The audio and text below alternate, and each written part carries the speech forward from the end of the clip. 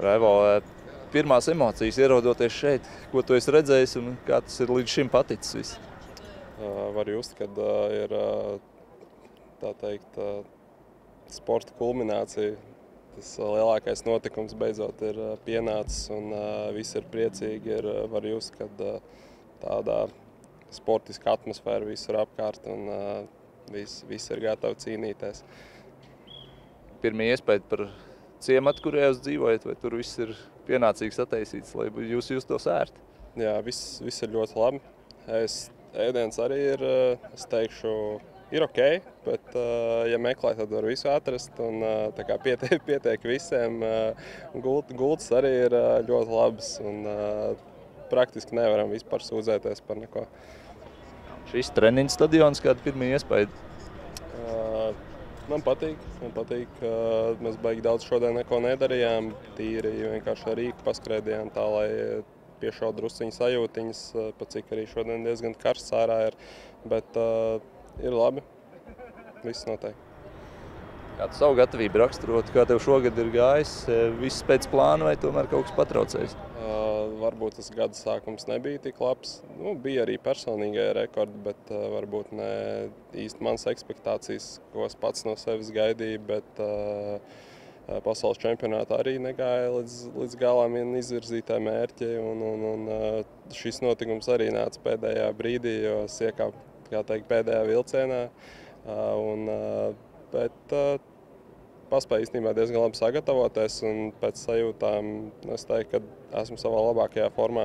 Par savu sākumu nedaudz pastāst. Es saprotu, Limbažos tu biji ļoti sportisks, daudz ko pamēģināji, beigās viegli atletika, šķēps vairāk. Kā tā tava izvēle notika un kāpēc tas iepatikās? Sākās vispirms gadiem 7, kad treneris Aldis, Aigara treneris, uzaicināja mani pamēģināt. Aizbraucu vienreiz Murjāņu sacensībām, tā tas gadu no gada gāja, bet tā profesionāli netrenējos, vienkārši aizbraucu uz tiem mačiem, tad jau sāku,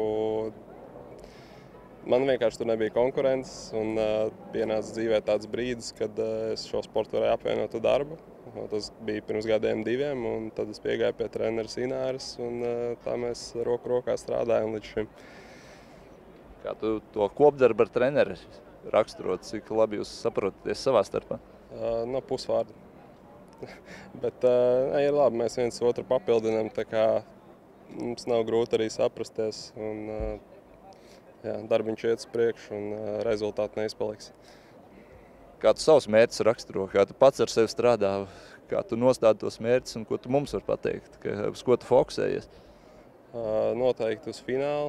Tas būtu tāds lielais mērķis, bet par augstākām vietām es nesūdzētos. Bet, man arī savu personīgie mērķi, bet droši vien, lai paliek pie manis, to tad pēc tam varu pajautāt, vai izdevās.